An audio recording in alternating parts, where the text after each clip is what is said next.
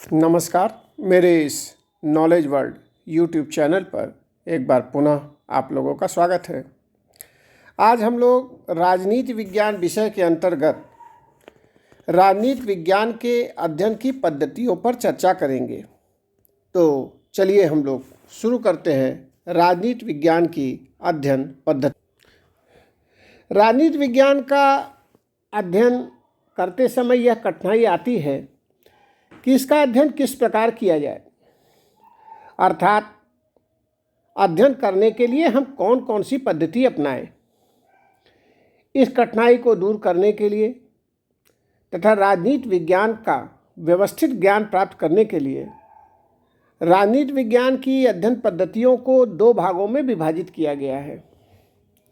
पहला, राजनीति विज्ञान की परंपरागत अध्ययन पद्धतियाँ और दूसरा, आधुनिक अध्ययन पद्धतियाँ।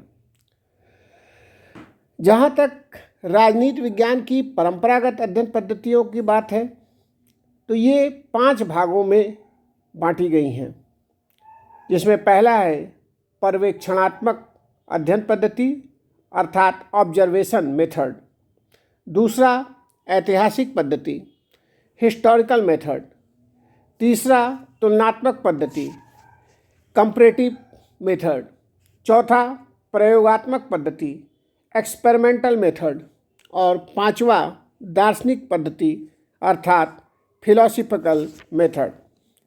अब हम लोग अलग अलग इन पे चर्चा करते हैं। जहाँ तक पर्यवेक्षणात्मक पद्धति की बात है तो यह अध्ययन पद्धति वह है जिसमें अध्ययन करने वाला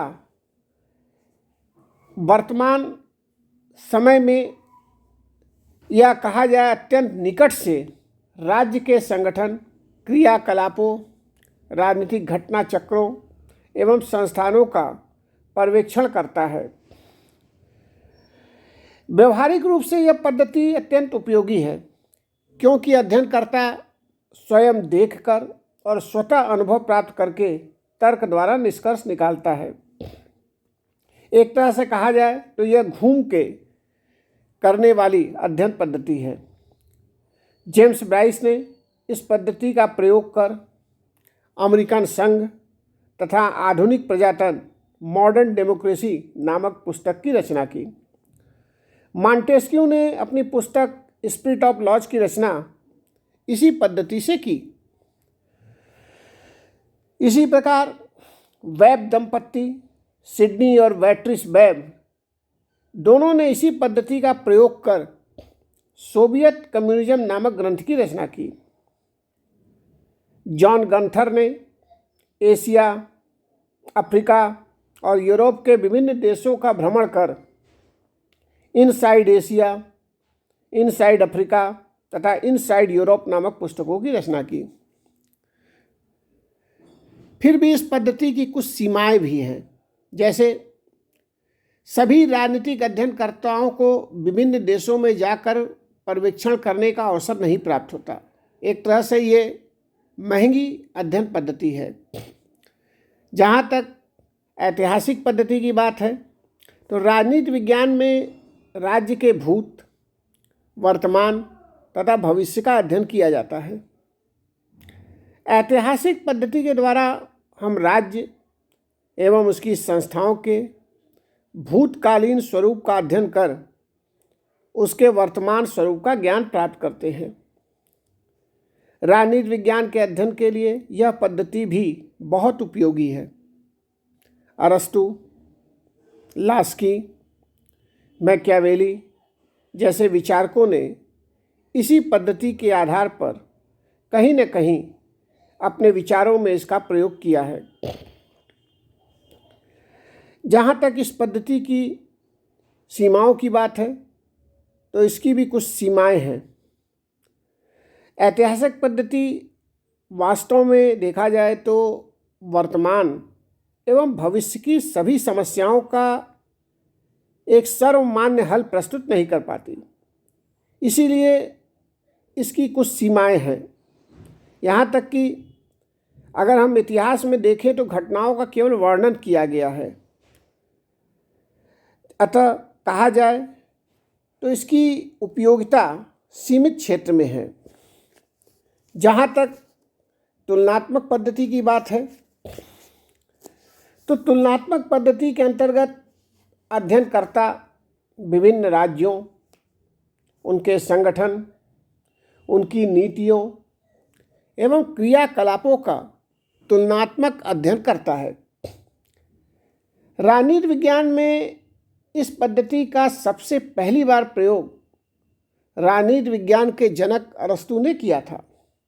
अरस्तु ने 158 देशों के संविधानों का तुलनात्मक अध्ययन करके क्रांति के कारणों का पता लगाया था तथा सर्वोत्तम विधान के संबंध में अपने विचारों को प्रस्तुत किया था।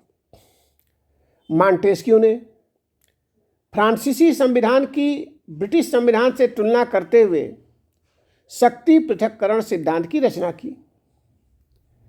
यहाँ तक कि भारत के संविधान निर्माताओं ने भी भारतीय संविधान का निर्माण करते समय विभिन्न देशों के संविधानों का तुलनात्मक अध्ययन किया। इसलिए यह कहा जा सकता है कि राजनीति विज्ञान में तुलनात्मक पद्धति की उपयोगिता निसंदेह अत्यंत महत्वपूर्ण है। इसकी भी कुछ अपनी सीमाएं हैं। जैसे हम देखते हैं कि तुलनात्मक पद्धति में अनेक बार असमान संस्थाओं के बीच तुलना की जाती है, तो ऐसे में जो निष्कर्ष प्राप्त होता है वह सही नहीं होता है। दूसरी चीज, मनुष्य की जो प्रकृति होती है वह परिवर्तनशील होती है। वह जिस राजनीतिक समाज का अध्ययन करता है वह देश और काल के प्रभाव से अछूता नहीं रहता, जिससे निष्कर्ष सही होने की संभावना कम रहती है। इसी तरह हम प्रयोगात्मक पद्धति की भी चर्चा करते हैं। ऑगस्ट काम्टे ने कहा कि राज्य में होने वाला प्रत्येक परिवर्तन एक राजनीतिक प्रयोग होता है। वास्तव में संपूर्ण विश्व राजनीति विज्ञान की प्रयोगशाला है और राजनीतिक क्षेत्र में जो भी परिवर्तन होते हैं उसे हम राजनीति विज्ञान का प्रयोग ही मान सकते हैं। इस तरह राजनीति विज्ञान में कहीं न कहीं प्रयोगात्मक पद्धति का एक महत्वपूर्ण स्थान है। डॉक्टर गार्नर कहते हैं कि अगर हम प्रत्येक नए कानून का निर्माण, प्रत्येक नई संस्था की स्थापना तथा प्रत्येक नई नीति का प्रारंभ एक प्रकार से प्रयोग ही होता है। इसकी भी अपनी कुछ सीमाएं हैं। जैसे कि राजनीति विज्ञान में प्राकृतिक विज्ञानों की भांति इस पद्धति का प्रयोग वास्तव में सही रूप से नहीं किया जा सकता। फिर भी यह माना जाता है कि राजनीतिक अनुसंधान के लिए प्रयोगात्मक पद्धति बहुत उपयोगी है। राजनीति विज्ञान में एक यह भी हम देखते हैं कि प्रयोगों की पुनरावृत्ति नहीं की जा सकती है। साथ ही राजनीति विज्ञान में मनुष्य की परिवर्तनशील प्रकृति होने के कारण पूर्णतः प्रामाणिक रूप से प्रयोगात्मक विधि को अपनाना संभव नहीं दिखाई देता। अब हम दार्शनिक पद्धति की भी चर्चा करते हैं। दार्शनिक पद्धति राजनीति विज्ञान के अध्ययन की सबसे प्राचीन पद्धति मानी जाती है। दार्शनिक पद्धति निगमनात्मक पद्धति है जो पहले से चले आ रहे नियमों के प्रकाश में विशेष अवस्थाओं को अपने दृष्टिकोण से देखती है। इसके जो अध्ययनकर्ता होते हैं वो तर्क एवं कल्पना पर अधिक जोर देते हैं। यह पद्धति राज्य के स्वरूप, उसके लक्षण तथा उसके उद्देश्य के संबंध में पहले से एक कल्पना करती है और उसी के आधार पर निष्कर्ष पर पहुंचती है। प्लेटो, थॉमस मूर, रूसो जैसे विचारकों ने अपने अध्ययन में इस पद्धति का ही प्रयोग किया है। प्लेटो की रिपब्लिक, थॉमस मोर की यूटोपिया इसी पद्धति के अनुपम उदाहरण हैं। इस पद्धति की भी अपनी सीमाएं हैं। इस पद्धति की जो सबसे बड़ी सीमा यह है कि यह कल्पनाशीलता वाली पद्धति मानी जाती है और जिसके कारण यह वास्तविकता से दूर रहती है, जिसके द्वारा प्रतिपादित जो विचार होते हैं वो वास्तव में व्यवहारिक राजनीति में प्रयोग नहीं किए जा सकते। अब हम आधुनिक अध्ययन पद्धतियों की चर्चा करते हैं। अभी तक हम लोगों ने राजनीति विज्ञान के परंपरागत अध्ययन पद्धतियों को देखा, जिसमें हमने 5 पद्धतियों का अध्ययन किया। अब हम आधुनिक युग में समाज विज्ञानों तथा प्राकृतिक विज्ञानों के अध्ययन में आधुनिक अध्ययन पद्धतियों का ही प्रयोग हो रहा है। आधुनिक अध्ययन पद्धतियों के 2 आधुनिक रूप हमारे सामने दिखाई देते हैं। पहला है आनुभाविक वैज्ञानिक पद्धति और दूसरा व्यवहारवादी पद्धति। आनुभाविक वैज्ञानिक पद्धति का अर्थ है कि वैज्ञानिक पद्धति तकनीकी दृष्टि से व्यवस्थित हो, बाकायदा उसका पर्यवेक्षण हुआ हो, वर्गीकरण हो और व्यवस्थित आंकड़ों के द्वारा निष्कर्ष निकाला गया हो। इस प्रकार से आनुभाविक पद्धति के रूप में वैज्ञानिक दृष्टिकोण को महत्व दिया गया है। Graham Wallas, Charles Merriam, Catlin, Bentley इत्यादि राजनीतिक विचारकों ने आनुभाविक वैज्ञानिक अध्ययन पद्धति का ही प्रयोग किया है। वैसे इस पद्धति की भी अपनी सीमाएं हैं। इस पद्धति की जो सबसे बड़ी कमी है वह यह है कि इसमें प्राकृतिक विज्ञानों की भांति मापन संभव नहीं है। इसके अध्ययन में पूर्वाग्रहों के दोष भी शामिल होते हैं और इसमें प्राकृतिक विज्ञानों की भांति प्रयोग तथा भविष्यवाणी करना भी संभव नहीं दिखाई देता।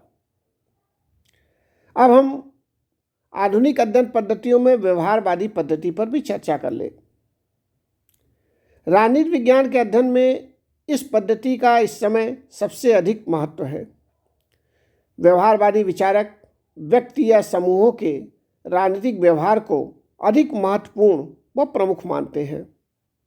डेविड ईस्टन, लासवेल जैसे विचारक इसी पद्धति के आधार पर अपने अध्ययन पर बल देते हैं।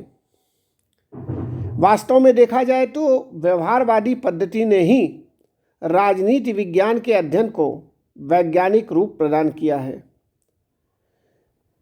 यह पद्धति मनुष्य के जीवन की समग्रता, मानव के व्यवहार की जटिलता और मानवीय व्यवहार का संपूर्ण विश्लेषण करने में पूर्णतः तो सफल नहीं रही है, लेकिन बहुत सीमा तक वह सफलता के नज़दीक भी रही है। अब हम यह भी देखते हैं कि राजनीति विज्ञान की जो अध्ययन पद्धतियाँ थी उसमें सबसे उत्तम पद्धति कौन सी है। अभी जो हम लोगों ने विवेचना की उससे यह दिखता है कि राजनीति विज्ञान के अध्ययन के लिए कोई एक पद्धति महत्वपूर्ण नहीं है। वास्तव में राजनीति विज्ञान के अध्ययन के लिए सभी पद्धतियाँ उपयोगी हैं और ये सभी पद्धतियाँ एक दूसरे के कमियों को दूर करके अध्ययन को पूर्ण बनाने का प्रयास करती हैं। राजनीति विज्ञान के अध्ययन के लिए परंपरागत तथा आधुनिक पद्धतियों में समन्वय स्थापित करना होगा और एक साथ इसका प्रयोग किया जाना चाहिए, तभी राजनीति विज्ञान का संपूर्ण अध्ययन संभव है। धन्यवाद।